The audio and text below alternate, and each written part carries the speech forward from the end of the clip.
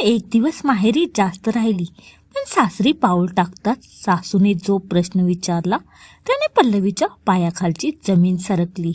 काय होतं त्या एका रात्रीचं असं भयानक सत्य की ज्यामुळे सुखाचा संसार एका क्षणात मोडला. सकाळची वेळ होती. स्वयंपाकघरात पल्लवी घाईघाईने पोहे बनवत होती. बाहेर हॉलमध्ये तिची सासू कल्याणी देवी चहा पीत बसली होती. पल्लवीच्या लहान भावाचा उद्या साखरपुडा होता, त्यामुळे तिला माहेरी जायचे होते. कल्याणी देवींचा आवाज आला, पल्लवी लक्षात ठेव, फक्त 2च दिवस माहेरी राहायचं. साखरपुडा झाला की दुसऱ्या दिवशी सकाळी 10 वाजेपर्यंत तू या उंबरट्याच्या आत पाहिजे. पल्लवीने नम्रपणे मान हलवली आणि म्हणाली, हो सासूबाई, मी वेळेवर येईन. पल्लवीचा पती आर्यन तिथेच होता. त्याने हसून आईला सांगितले, आई एवढी काय काळजी करतेस, ती येईल ना वेळेत. पण कल्याणी देवींच्या चेहऱ्यावरचा कठोरपणा कमी झाला नाही. त्यांच्यासाठी त्यांचा शब्द म्हणजे अंतिम आदेश होता. दुपारी आर्यनने पल्लवीला बस स्टॉपवर सोडले. माहेरी पोचल्यावर पल्लवीचे आनंदाने स्वागत झाले. भाऊ आनंदाने नाचत होता. आईच्या डोळ्यात पाणी होते. साखरपुडा खूप छान पार पडला. पण रात्री जेवताना भाऊ म्हणाला, ताई तू उद्या लगेच जाणार, किमान 1 दिवस तरी थांब ना ग. पल्लवी गोंधळली. अरे पण सासूबाईंनी सांगितले. भाऊ हट्ट धरून बसला. अगं माझ्या आयुष्यातला मोठा दिवस आहे, 1 दिवस राहिल्याने काय होतंय, मी आर्यन जिजूंना फोन करतो. आर्यनने फोनवर सांगितले. पल्लवी राहू दे, भाऊ इतका आग्रह करतोय तर थांब, मी आईला सांभाळून घेईन. पल्लवीला हायसे वाटले. दुसऱ्या दिवशी संध्याकाळी पल्लवी सासरी परतली. घरात पाऊल टाकताच तिला वातावरणातला जडपणा जाणवला. कल्याणी देवी हॉलमध्ये सोफ्यावर शांत बसल्या होत्या. पल्लवीने जवळ जाऊन वाकून नमस्कार केला, पण सासूबाईंनी पाय मागे ओढला. सांगितलेल्या वेळेत का आली नाहीस? कल्याणी देवींचा आवाज थरथरत होता.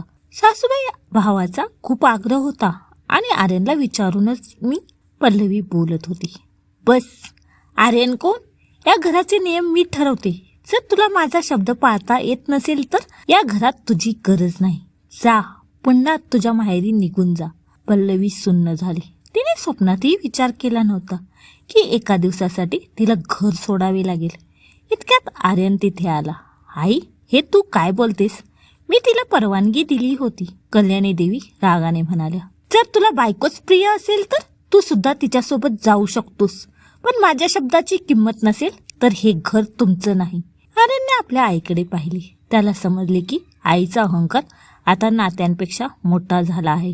त्याने पल्लवीचा हात धरला आणि शांतपणे म्हणाला, आई तू आज पल्लवीचा नाही तर माझ्या प्रेमाचा आणि या घराच्या लक्ष्मीचा अपमान केला आहेस. जिथे तिला मान नाही तिथे मीही राहू शकत नाही. आर्यन आणि पल्लवीने त्याच रात्री घर सोडलं. त्याने शहरात एक छोटीशी भाड्याची खोली घेतली. घर मोठे नव्हते, पण तिथे शांतता होती. काही दिवस गेले. कल्याणी देवी त्या मोठ्या बंगल्यात एकट्या पडल्या. कोणी चहा द्यायला नव्हते, कोणी काळजी घ्यायला नव्हते. त्यांचे पती जे बाहेरगावी होते ते परत आले. त्यांना सर्व प्रकार समजला. त्यांनी कल्याणी देवींना आरशासमोर उभे केले आणि विचारले, कल्याणी आठवते तुझी सासू तुझ्याशी अशीच वागायची, तेव्हा तू रडत म्हणायचीस की मी कधीच अशी सासू बनणार नाही. मग आज तू काय केलंस? पल्लवी तुझी गुलाम नाही, ती या घराचा आधार होती.